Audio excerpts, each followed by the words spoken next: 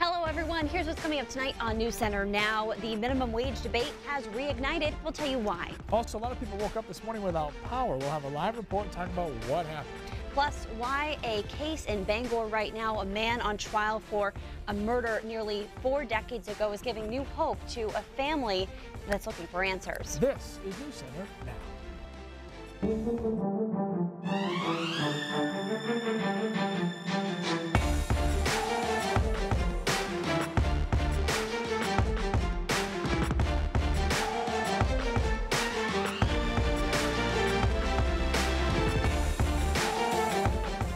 The minimum wage debate has ignited again in the State House and on your news feed. Hello, everyone. I'm Lindsay Mills. And I'm Lee Goldberg. In 2016, Maine voters elected to raise the minimum wage to $12 by 2020. Now, in January of last year, it went from $7.50 to $9. This year, it hit $10. The referendum also would have eliminated the tip credit for service staff, raising their minimum wage to $5 an hour. But that ballot question was far from a blowout. About 45% of voters actually said no. Ever since then, the legislature has been trying to take that referendum and turn it into law. Already, the tip credit is reinstated, and that $5 an hour for service workers isn't happening.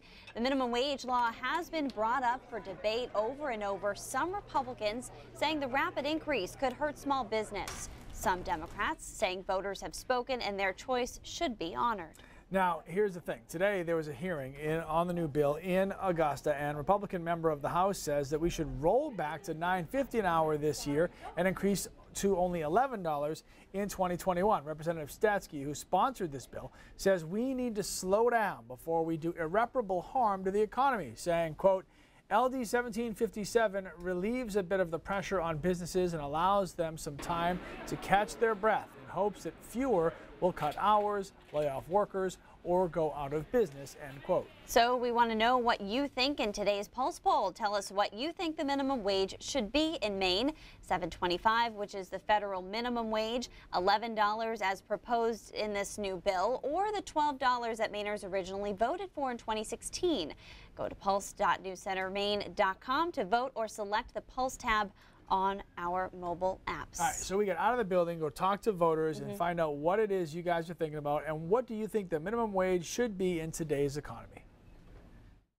People should have the opportunity to make more money so they can get off food stamps and, you know, the welfare system and all that. So if they make more money, they can afford an apartment, they can afford groceries and the whole 9 yards. I don't think it's high enough, but I think a lot of times people want to buy things very cheap or manufactured in a foreign country because they get a cheaper price, but that means our wages are not where they ought to be for people to make a good living. It initially sounds good to be able to make more money, but I think if we want to encourage the growth of small business, it's not a bad thing for business owners to be in charge of setting wages. If it goes down, I think a lot of people will be hurt, and I think the money should come from somewhere to pay people to work.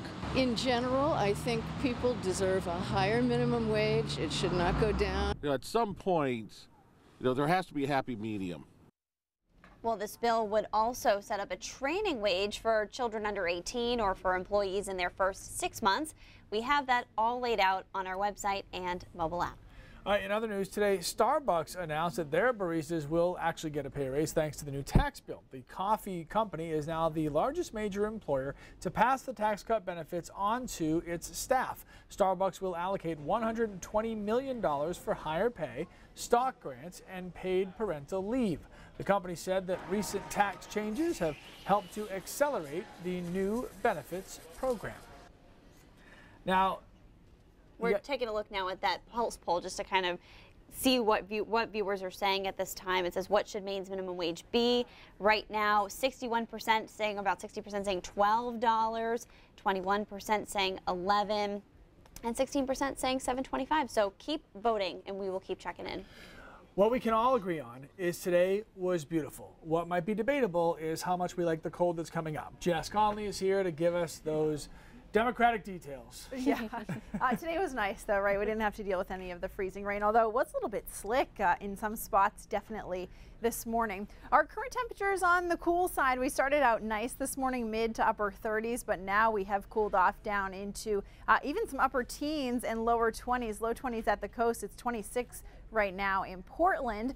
In Bangor, 22 degrees. Millinocket currently at 17, 25 in Lincolnville. So temperatures gradually cooling as we went throughout the day today, and a pretty big temperature change from this same time last night, anywhere from about 10 up to 25 degrees cooler. Of course, you've noticed the difference already if you've spent a little bit of time outside. And overnight tonight, we are going to drop, so any remaining water, although I don't think there is much left, is going to freeze tonight. It's going to be very cold waking up tomorrow morning, starting our day for most of us in the single digits, but it's actually going to feel even colder than that.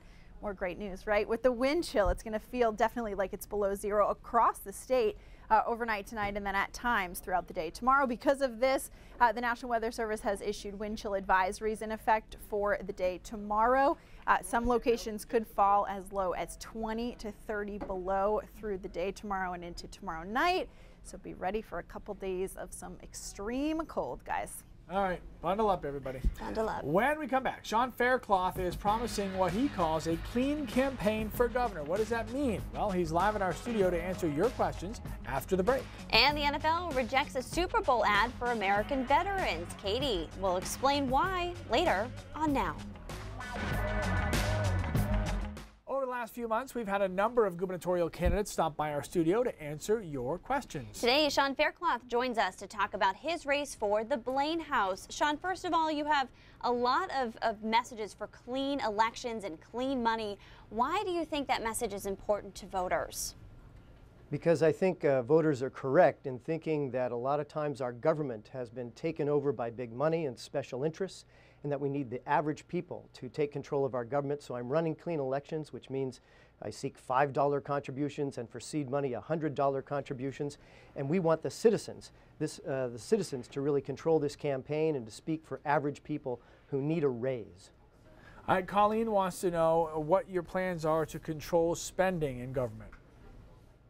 Well, I'll tell you what I think we need to do with government is make sure that we cut costs for the average citizen. For example, in government, I would like taxes to go down for average citizens. One way we can do that is to increase revenue sharing to the cities, because that way, as a former mayor, I can tell you that would help hold down and in some cases decrease property taxes.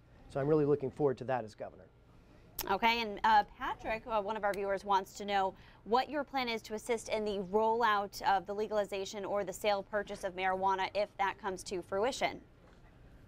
I favor the legalization of marijuana. I think all of our young people should be aware of the dangers of any substance abuse, whether it's alcohol or marijuana. I would tax that product just as we do alcohol, and I would devote a lot of the funding to educating young people about substance abuse and dealing with substance abuse in this state, where I think perhaps opioids and alcohol are equal to or greater than a problem with relation to marijuana. One of the topics we started our show with tonight, Sean, is the minimum wage. So where do you fall? What should it be in your opinion, and why should it be that? The referendum should be implemented. We should increase the minimum wage. Indeed, as governor, I would continue to seek increases in the minimum wage. If we look at what is a living wage, that would be about $15, actually more than $15 an hour. So I would like to see us continue apace with increasing the minimum wage. Then I'd like to see a major investment in roads, bridges, and internet, because that will create jobs. And then I'd like to do things like I did as mayor of Bangor, which was initiated an Energy Smart program that helped people with energy savings on their home energy efficiency. In fact, we had homeowners, a dramatic increase in homeowners who participated, and people who, if they put in, say, $100, they got a $600 value in an energy audit and air sealing, and in some cases could save their $100 back within that same energy year. So more jobs, increasing the pay for those jobs, and cutting the cost of living for citizens. That's my goal. Average people, how can we help them get money in their pocket? And Beecher wants to know how you will handle MaineCare. Will you continue some of the efforts put forward by the current administration? If you mean the LePage administration's holding back of expansion of Medicaid, I would expand Medicaid. It saves money. I'd like to see at a national level, of course, national health care of some form, Medicare for all. As governor, I would push strongly for that. I think what we need is to listen to voices. You know, people who are running for governor, they talk about disagreeing with Governor LePage. I don't think that's enough. I think we need to say who we agree with. And I agree with the values of Ed Muskie, of Elizabeth Warren, of people like Robert Kennedy, and certainly of Bernie Sanders. We need the kind of values that will bring this country and this state forward, and that's what I'll be fighting for in this campaign and fighting for the citizens as governor. All right, Sean Faircloth, gubernatorial candidate from the Democratic side. Thank you for your time. Appreciate it. Great to be here. Still to come on Now. It's hard waiting your turn. Wife searching for answers 42 years after her husband's murder finds comfort in a high-profile trial going on in Bangor. And another cold snap is coming through. Temps in the teens. Jess Conley's full forecast just ahead. Today is the third day in the trial of a man charged with murder 37 years after the body was found. Philip Scott Fournier is standing trial for the 1980 murder of 16-year-old Joyce McLean in East Millinocket. He was arrested in 2016, but he was a suspect until 1980. Before that arrest, the case sat cold for 36 years. And we will have more on that trial on News Center Maine at 6. In the state of Maine, there are currently more than 80 unsolved murders. Christina Rex spoke with a wife who has been waiting for answers for 42 years. Lee and Lindsay, Linda Perkins' husband, Luger, went missing 42 years ago. His case is considered an unsolved homicide because his body has never been found. She says waiting for answers has never gotten easier, but seeing arrests made in cases like Joyce McLean's have given her a renewed sense of hope. When I heard that they arrested somebody, I was like, oh, there is hope. Linda Perkins of Washington doesn't usually watch the news, but says she's been glued to it this week following Philip Fournier's trial. Though she's never met them, she can't help but feel close to Joyce McLean's family. We have a lot in common there.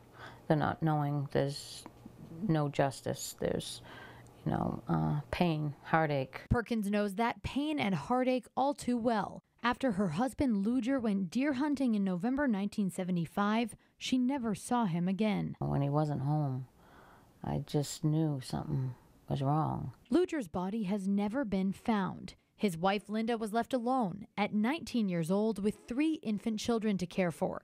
She spent more than 2/3 of her life dwelling on what happened. Every day. Still. Every day. At nighttime. When it's quiet. Luger Belanger's mysterious disappearance has baffled the Maine Warden Service and even sparked a chapter in their new book. Despite their strength in numbers, luck wasn't on their side. Perkins believes her case is eerily similar to McLean's and says she's frustrated to watch it take 36 years to arrest Fournier. Why did it have to take so long when it's the same person that confessed to it so many years ago? Despite the anger, waiting, and frustration, Perkins won't give up. There is hope, and I'm not going away. Linda lobbied for the creation of a cold case unit within state police. That came to fruition just a couple years ago. She's now an activist for Marsy's Law, which is a proposal to get more rights and protections for victims of these homicides and their families. Lee and Lindsay. All right, Christina, thank you very much for that. So weird this morning, a lot of people woke up without power. Central Maine power crews almost finished restoring power after a storm carried a messy mix of snow and rain. It hit the state late last night. At one point, more than 14,000 customers did not have electricity. Chris Costa is live in Oxford tonight, one of the hardest hit areas. Chris, sounds like crews made quick work there today. Yeah, Lee and Lindsay, in the town of Oxford, yes, only about 66 people still without power, but in the county in general, about 3,200 still do not have the lights back on, but that is less than it was earlier today when 5,000 were without electricity because of that storm. The ice still covers bushes and branches in many parts of Maine. Beautiful photographs, not making a pretty picture for power crews. It's been pretty quiet, just off and on little stuff, trees on the wire. Mainers like Roger Goodwin know what a midwinter storm brings. It was just a little storm, came in, and then next thing you know, lights were gone. Roger lost power for 6 hours, but is one of the only people on his street with a generator. On the hill, we lose power. And I can tell, I look at my neighbors and everything is dark. I can't see the house. Central Maine Power called in more than 350 line workers and hundreds of support staff. Two bugs are up there. The latest storm leaves more ice piled on trees and lines after multiple systems over the past 4 months battered Maine. There's been a lot of damage throughout. Everything adds to it. Crews roam, looking for the next customer to help. People like Roger have learned the Maine motto during winter. We tough it up out here. No, you gotta. We're Mainers. That's how it was done.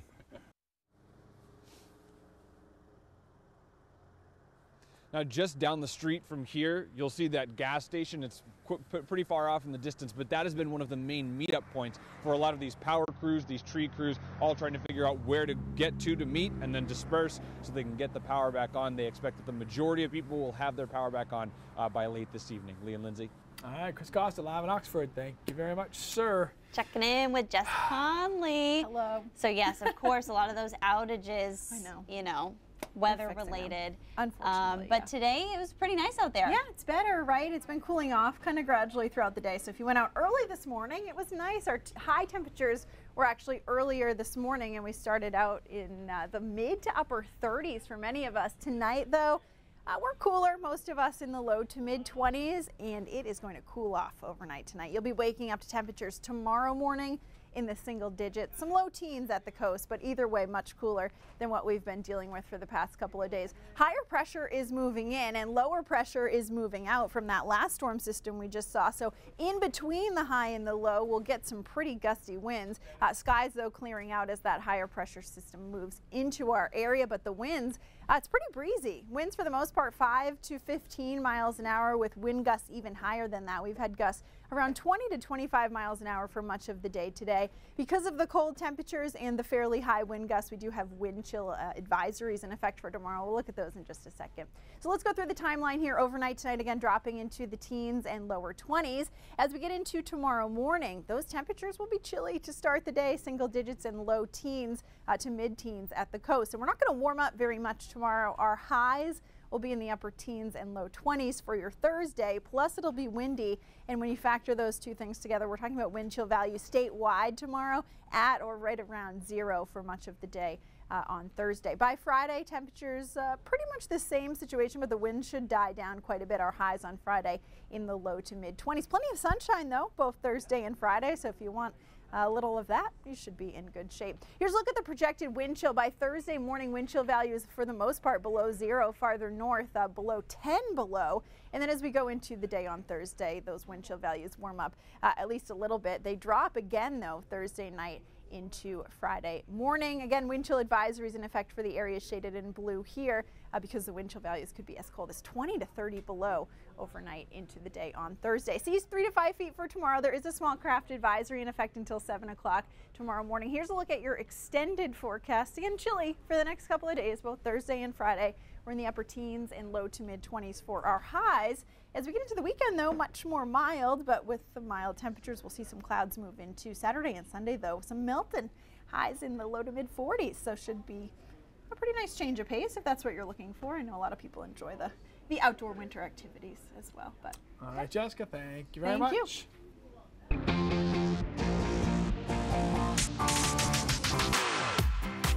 All right, when it's Super Bowl Sunday and you have your jersey on, a feast in front of you, you're watching for two reasons. One, the game itself, obviously. Two, the advertisements. But there is one ad you won't see on February 4th because the NFL rejected it. I'm Katie Ortiz, and this is your Social Stop. An NFL spokesman says American veterans, or AMVETS as they are also known, submitted this ad last week with the message, "Please stand." Now, it reportedly would have cost them $30 grand, but you know, now the league has editorial control, of course, so they instead asked AMVETS to consider some other options, like "Please stand for our veterans" or "Please honor our veterans." AMVETS declined to alter the ad, and the two groups couldn't come to an agreement before deadline. Now, the executive director of AMVETS told USA Today players who protest by kneeling during the national anthem are exercising their free speech and they only wanted to do the same. But an NFL spokesperson said the Super Bowl has never been a place for advertising that could be considered by some as a political statement, according to USA Today. Now, Roger Goodell was sent a letter from the national commander of the Veterans Group that expressed their dismay over what they say is corporate censorship, but Don't think that's the first angry letter Goodell has ever gotten, though. Lee and Lindsay. Yeah, you know, definitely not. just keeping it real. So, all right, there you go. Thank you. So this year's Super Bowl rematch is a rematch of the 2005 game, and of course, the New Center Maine team was in Jacksonville the last time the Eagles played the Patriots in the Super Bowl. That's right. We go back into the archives again today and show you two brothers who got the opportunity of a lifetime and an all-expenses-paid trip. But first, Amanda Hill, who's that? Has a look at what's coming up tonight at 5:30. Hey, Amanda. Who is that? Hey, guys. They were on their way to the hospital expecting to bring another life into this world. Instead, a car crash took the life of an expectant mother. How neighbors are supporting the family through this unimaginable loss. And yet another earthquake in Maine. What the heck is going on here? Ryan Breton is going to join us to explain. We'll have all that coming up at 5:30. Looking forward to that story. All right, Amanda, thanks so much. Stay with us. We'll be right back. Yesterday on Now, we told you what it would cost if you wanted to attend this year's Super Bowl, and the numbers were just staggering. But there's definitely an easier way. All you have to do is win a Super Bowl trip lottery. That's what happened to a man from Maine the last time the Patriots played the Eagles in the Super Bowl. Hotel room, that's like a wake-up call. High five. Mike Foster and his brother Steve have been high-fiving each other since before they left for Florida. Their raffle-winning prize package included a private jet to bring them to and from Jacksonville, VIP passes to pre- and post-game parties, as well as 4 nights at the World Golf Resort where the Patriots are staying, and so much more. We won the mega bucks. There's nothing. I'm too practical of a guy. I would never take my own money and buy something like this when I should invest it in something. And this is the best thing that could happen to me because I wouldn't do it. And I'm ecstatic because this is probably a dream come true adventure that would never be repeated again in my life. Did I mention tickets to the game? We went with the Foster brothers when they picked up the goods Friday morning. Yes, we're here to pick up our tickets. All right. The envelope, please. Let's see where we are. It doesn't matter where it is. They're all good seats. Could be up in the rafters. Section 230, double E, seat 15 and 16. Look at these. These are gorgeous tickets. Look at that. Look at that. Look at that. We haven't slept much. We put in for wake-up calls, but we didn't need to so far. We haven't used a wake-up call yet because it's just been crazy. Where adrenaline is going all the time. We're brothers. We're close brothers. We're best friends. We do a lot together. And to do this is like a closure to it all. I guess we could die now and be content after Sunday. Okay, especially if they win, because this has been a dream come true, something we probably would have never organized, never done, especially one-on-one. It's a dream come true. They're probably still smiling 13 years later. And thank you to everyone who voted in our Pulse poll tonight. News Center Maine at 5:30 starts right now.